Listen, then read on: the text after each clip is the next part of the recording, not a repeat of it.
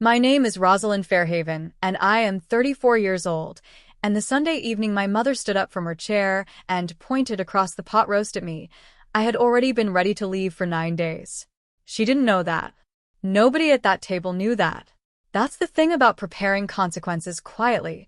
The person they're intended for almost never sees them coming. I want to be careful about how I tell this story, because my mother is not a monster. She is a woman who learned early that the way to keep the people you love from leaving is to make yourself the only anchor in the room. She learned it from her own mother, who learned it from hers. I don't say that to excuse anything. I say it because the story makes more sense if you understand that what happened at that dinner table was not cruelty for cruelty's sake. It was fear. It was a woman who had held the center of her family's gravity for 40 years and felt, for the first time, the pole shift. I had been shifting it for 9 days. She just didn't know yet.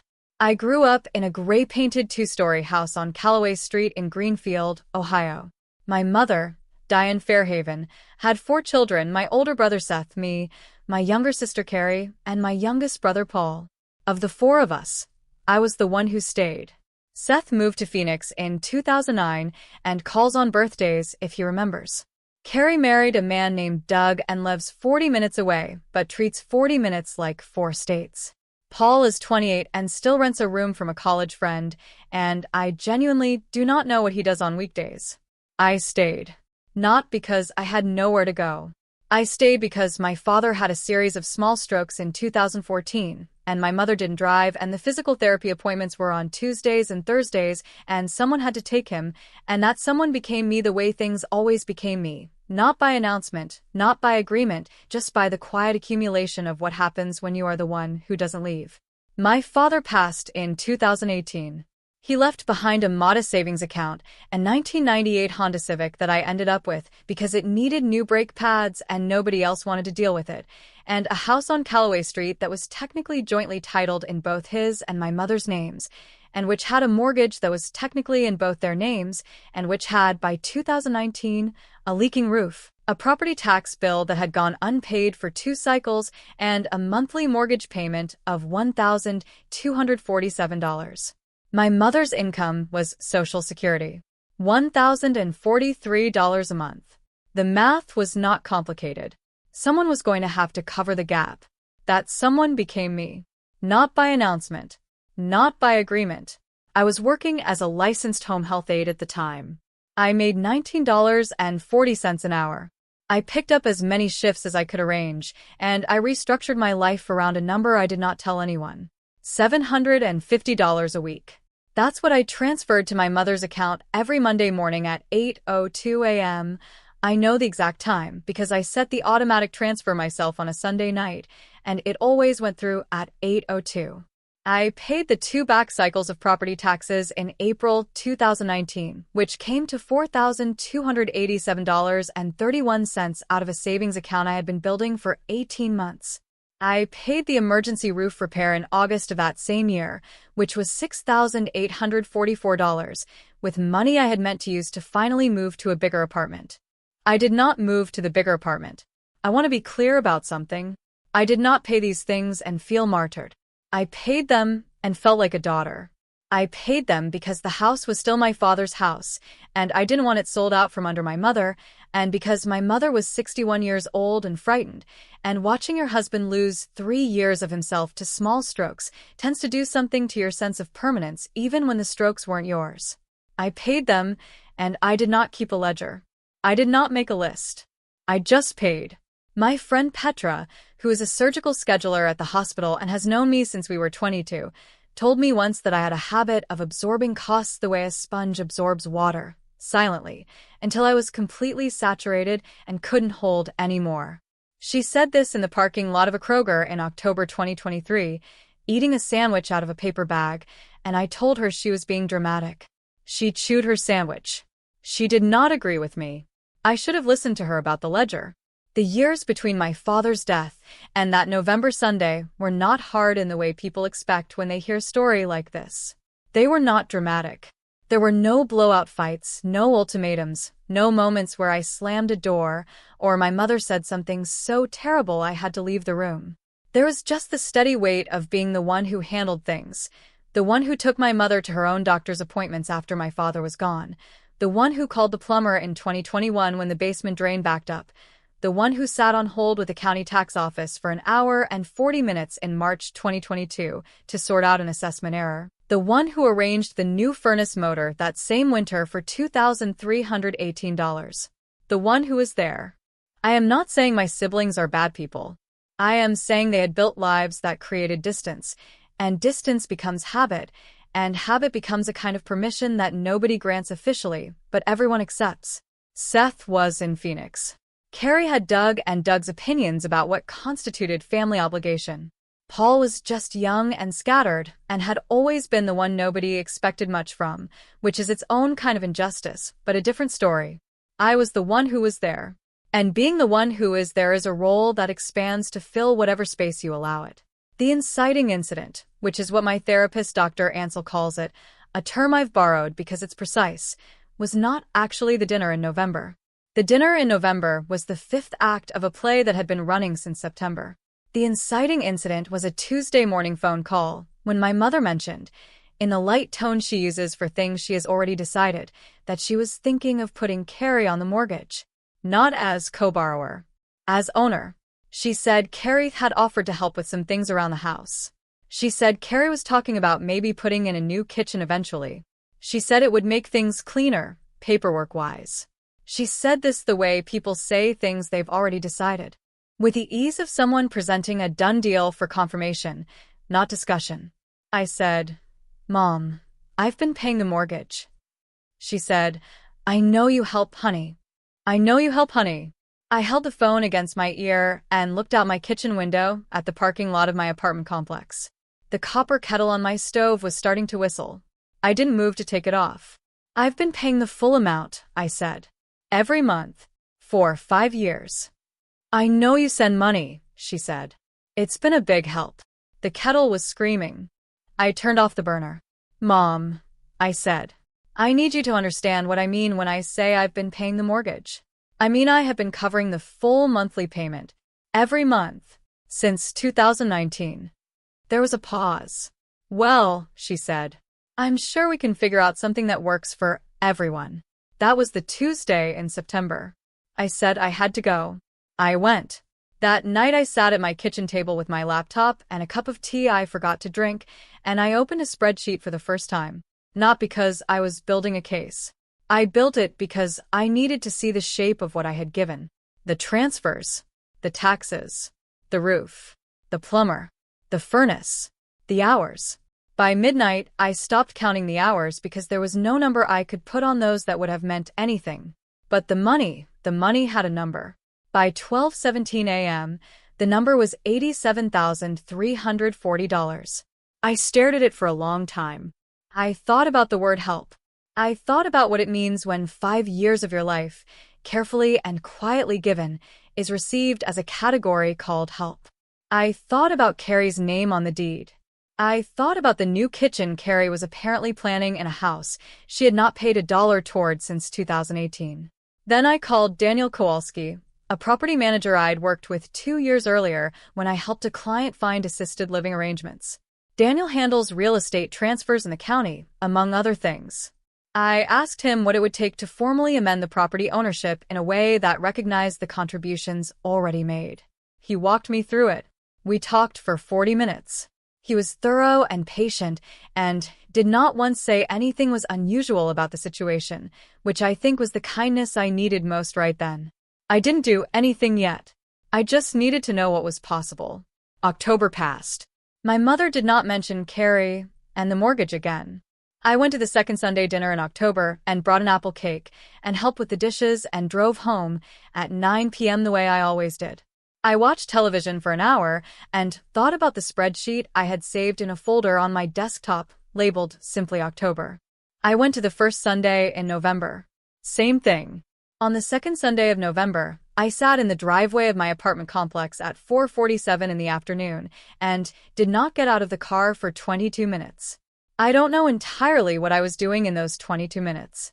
I was listening to the engine cool. I had made a lemon pie that morning. It was sitting on the back seat in a carrier, and I could smell the lemon curd through the bag. Outside it was 41 degrees and getting dark. The parking lot lights had just flickered on. I kept thinking about the word Petra had used. Saturated. A sponge, she'd said, becomes useless not gradually but suddenly. One moment it holds everything, and the next, everything runs off the outside. I thought about sitting at that table. I thought about 14 people watching me pass rolls and pour water and take the smallest pieces of everything. I thought about my mother in my father's chair at the head of the table. I thought about the spreadsheet. I thought about Daniel Kowalski and the forms he had emailed me in mid-October, which I had signed and dated on November 3rd, a Tuesday, and which were sitting in his outbox waiting for one email for me to say, "Go ahead." I had not sent that email yet. I thought, maybe tonight I won't need to. I picked up the lemon pie. I went inside. There were 14 of us at dinner. My mother, Seth, via phone propped against the centerpiece, Carrie and Doug, Paul and his girlfriend Amber, my Aunt Linda and her husband Roger, my cousin Jess and her husband Mick, and 4 of my mother's church friends who had apparently become Sunday dinner regulars sometime in the last year, without my noticing. I was the only one who came alone. I was also the one who had brought the pie. Dinner was pot roast. My mother made it the way her mother had, carrots and onions and a half cup of red wine, and it was genuinely good. I ate it. We talked about Carrie's kitchen renovation plans. We talked about Paul's job lead. We talked about Seth's daughter's school play, which his propped phone was transmitting with audio that cut in and out. I did not say much. That was not unusual. What I said, around the time my mother was passing the bread for the second round, was that I had some questions about the house. I said it quietly. I said I'd been meaning to bring it up. I said I'd been covering the mortgage for several years, and I thought it was worth a conversation, especially if ownership arrangements were being discussed. The table did not go silent the way tables do in movies. It shifted. There was a kind of recalibration, the particular stillness that enters a room when a subject arrives that wasn't on the agenda. My mother set down the bread basket. "This is not the time," she said. "I know it's not ideal," I said, "but I haven't found another time." Rosalind. Her voice was measured, careful, the voice she uses when she wants to signal that the conversation is over before it has begun. "This is a family dinner." "I know. I would like you to drop this." I looked at her. I looked at the bread basket in the center of the table. I looked at the lemon pie on the sideboard, the one I had made at 7 that morning standing in my kitchen in socks because it was Sunday, and that was the kind of thing I did on Sundays. "I don't think I can," I said. The church friends were looking at their plates. Carrie was looking at Doug. Paul was looking at his phone under the table. Aunt Linda had her hands folded in front of her in the particular way she folds them when she wants to disappear into the wallpaper. My mother was quiet for a moment, and then she stood up. She stood up slowly, with a deliberateness that told me this was not entirely improvised, that somewhere in the weeks since September she had run this scene and knew the staging. She looked at me across the pot roast dish and the bread basket and the water glasses and everything between us. "Stop embarrassing this family," she said, loudly enough for every person at that table to hear. "Or get out." I looked at her for a moment. I did not cry. I did not argue. I did not give anyone the scene they might have been bracing for. I folded my napkin. "Okay," I said. I stood up. I pushed in my chair. I picked up my coat from the hook by the door, and I walked out. Past the pie on the sideboard. Past Carrie's casserole dish. Past the photographs on the hallway wall. The one of all 4 of us at Christmas 1997. The one of my parents at their anniversary dinner in 2003. The one of me at my certification ceremony in 2018, which my mother had framed and hung herself, which I had thought at the time was a particular kind of love. The door latched behind me. I drove home. I did not cry in the car. I did not call anyone from the road. I drove 22 minutes through November dark, past the gas station on Route 9, past the elementary school where I had learned to read, past the intersection where I had gotten my first speeding ticket at 19, and I parked in my lot and sat for a minute before going inside. Then I sent Daniel the email. "Go ahead," I wrote. "Send it." It was 10:43 p.m. Daniel had the transfer processed and recorded by Tuesday afternoon. The deed was amended to reflect the following. The property at Callaway Street was now held in a life estate. My mother retained the right to live there for the remainder of her life, with all the protections that arrangement carries. She could not be displaced, could not be forced to sell, could not be pressured out. Upon her death, or voluntary vacation of the property, sole ownership would transfer to me. The arrangement also formalized, in writing, the 5 years of mortgage contributions I had made, not as gifts, as documented loans against the estate, with a paper trail of bank transfers and receipts that Daniel had helped me assemble over the previous 6 weeks. This was legal. This was what I had prepared. Daniel had been doing this work for 22 years and had told me more than once that the situation was not unusual, that the pattern of one adult child carrying the financial weight of a family property while others inherited equal standing was something he handled regularly, and that formalizing a contribution record before a transfer dispute arose was simply common sense. On Wednesday morning, my mother called at 6:32 a.m. I was already awake. I start early shifts at 7. What did you do? She said. Not a question. I protected both of us, I said. You can live there as long as you want. Nothing about your daily life changes. You put your name on my house. Dad's house, technically, which I've been paying for since 2019. There was a silence on the line. I heard her breathing. Outside my window the sky was still gray, the parking lot lights still on. I want you to undo it, she said. I'm not going to undo it. Your sister is going to be devastated. Carrie was going to be on the deed, I said. When exactly were you going to tell me that? She didn't answer. Carrie called at 8:14 a.m., then at 9:02, then at 11:47. I let them go to voicemail.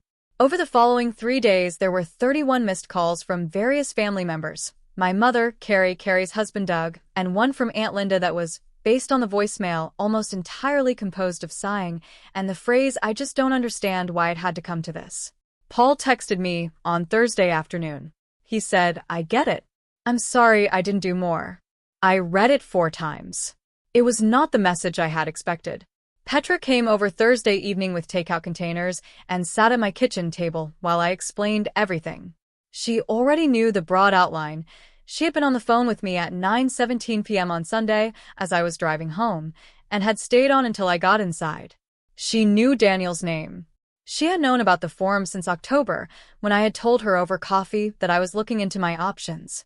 What she didn't know was the full number. 87,000, I said. She set down her fork. Rosalind. I know. Why didn't you keep a ledger? I wasn't doing it to build a case. I know. She picked up her fork again. Set it back down. That's the part that kills me. You weren't doing it to build anything. You were just doing it. We ate. We talked about other things too. Her department was getting a new scheduling software that everyone in the building hated, and I told her about one of my clients, a 71-year-old woman named Frances who was recovering from a hip replacement and whose adult son kept calling to ask questions about her estate that had nothing to do with her recovery and everything to do with what he stood to inherit. Petra listened. She said it sounded exhausting. I said it was, and also that Frances made me laugh at least twice every visit, which was more than I could say for most of my week. After Petra left, I sat at the kitchen table for a while. I thought about Frances. I thought about the difference between being needed and being seen. I thought about the nursing exam I had been postponing for 2 years, the study materials still stacked on the corner of my bookshelf, the prep course I had signed up for in January and canceled in March, and again in June. I thought about how I had told myself I was too busy, too tired, too stretched, and how much of that had been genuinely true, and how much had been something else. I opened my laptop. I registered for the February exam date. The deposit was $178. I paid it before I could think too long about it. My mother and I did not speak for 6 weeks after that Wednesday morning call. She attempted contact twice more in November, both times to ask me to reconsider the transfer. I listened both times. I did not reconsider. In December, she told me she had consulted a lawyer. I said that was entirely her right, and I hoped the conversation had been useful. The lawyer, as it turned out, had reviewed Daniel's documentation and advised her that the life estate was valid, the contribution record was substantial, and that a challenge would be expensive and uncertain. She called me back the same afternoon at 3:52 p.m. and was quiet for a while before she said, I didn't know it was that much. I know you didn't, I said. I should have asked. Yes. A silence. Why didn't you tell me? She said. I had thought about this question in the weeks between November and December. I had thought about it in the car, in the early mornings before shifts, in the particular stillness of my apartment after Petra left. Why does a person pay $750 a week for 5 years and never say so? Why does she cover a roof and a plumber and a furnace and 2 cycles of property taxes and never once hand anyone a number? Because she believed that being needed was the same as being valued. Because she had confused the labor of love with the currency of belonging. Because she thought that giving without conditions was the highest form of devotion, and it took 5 years and a spreadsheet completed at 12:17 in the morning and a Tuesday in September to understand that you cannot build a relationship on assumed understanding. You cannot give in silence and expect others to read a ledger they don't know exists. I didn't tell you, I said, because I thought it would be enough just to do it.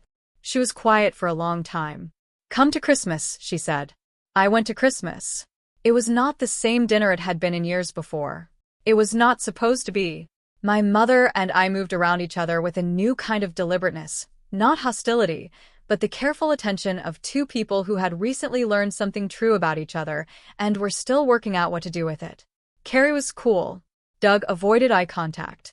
Paul sat next to me and told me about his new job, a warehouse logistics position that sounded, for the first time, like something he actually intended to keep, and I listened and asked questions and was genuinely glad for him.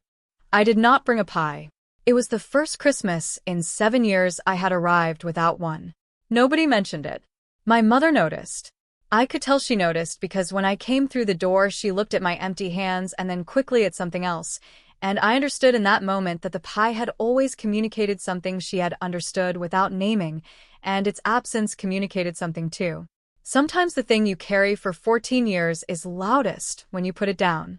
I passed the licensing exam on a Thursday in late March, at 7:19 p.m. I found out in my apartment, sitting at the kitchen table with a copper kettle on the stove and my phone face down in front of me, because I couldn't stand to look at it while I was waiting. When the notification came, I turned the phone over and read it twice and then sat very still for a moment, and then I went to the kitchen floor. Not because anything was wrong, because something had finally gone right in a way I had postponed long enough that the arrival of it caught me sideways. I sat on the kitchen floor next to the copper kettle my grandmother had left behind when she passed, and I cried for about 4 minutes, and then I got up and made tea and called Petra. She screamed loud enough that I had to hold the phone away from my ear. I thought about my father that night. I thought about the Tuesday and Thursday drives to physical therapy, about the way he would look out the passenger window with a quiet that the strokes had left him. He had been a talker before. After, he spoke less, but when he spoke it was more chosen. He said to me once, driving back from an appointment in 2016, that he was sorry I was doing so much. I told him I wasn't doing anything. He said, "You're doing more than you know, Rosie." I think about that sentence more than I think about most things people have said to me. I think about what it means that he saw it and said it, and that somehow his seeing it was never quite enough to make me see it myself. Some kindnesses are loans the lender forgets they're keeping. I believed for a long time that giving without conditions was the highest form of love. I don't believe that anymore. I believe that love requires the dignity of being seen, and that giving in secret is not virtue. It is a way of managing your own need to be needed, and eventually it hollows you out from the inside until there is nothing left to give, and you have built no life outside the giving. A family will tell you that blood is thicker than water until the day blood asks them to give something up. My mother and I had a conversation in February before the exam, when she called on a Sunday afternoon, and we talked for nearly an hour. It was the longest we had spoken since the previous November. She asked about my work. She asked about Petra. She told me that she and Carrie had argued in January about something that had nothing to do with me, and that the argument had been unpleasant.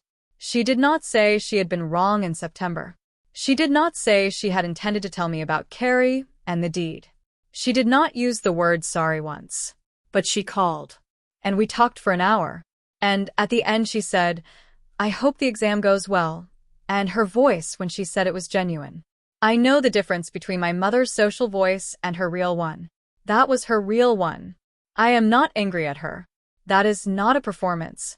It is the conclusion. I have arrived at over 17 sessions with Dr. Ansel and a lot of quiet evenings in my apartment, working through what it means to have loved someone so completely that you hid the cost of it from both of you. What I gave to my mother was real. What she failed to see was also real. Both things exist at the same time, and I have learned, slowly, to let them. My mother is not a bad person. She is a person who learned to love through control because control felt like safety and safety felt like love, and she had never been given a reason to question whether those two things were actually the same. She watched her children leave one by one until one stayed, and she held that staying so tightly she turned it into something she didn't have a name for. Fear does that to people. Fear of being abandoned, fear of being ordinary, fear of needing help and having no one left who owes you enough to give it. Forgiveness is not access. Understanding is not reunion. Compassion is not a key to my front door. I go to Sunday dinners now, but not every second Sunday. Every third. I arrive at 6 and I leave by 8:30, and I bring food only when I feel like it. In March, I brought the lemon pie again, not because I was making a point, but because I like making it and I was in the mood.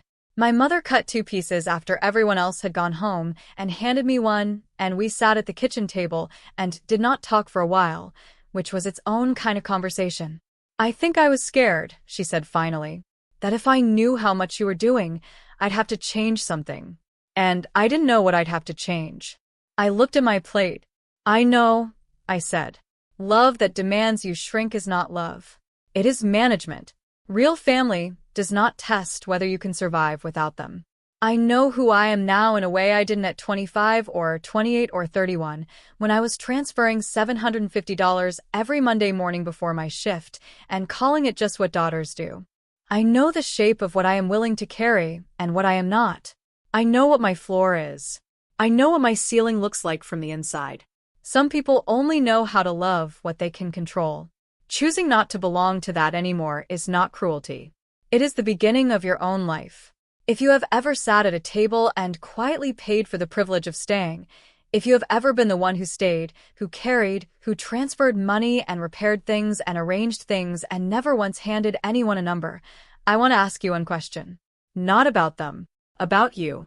What would you have done differently if you had known from the very first Monday morning that no one was counting what you gave except you?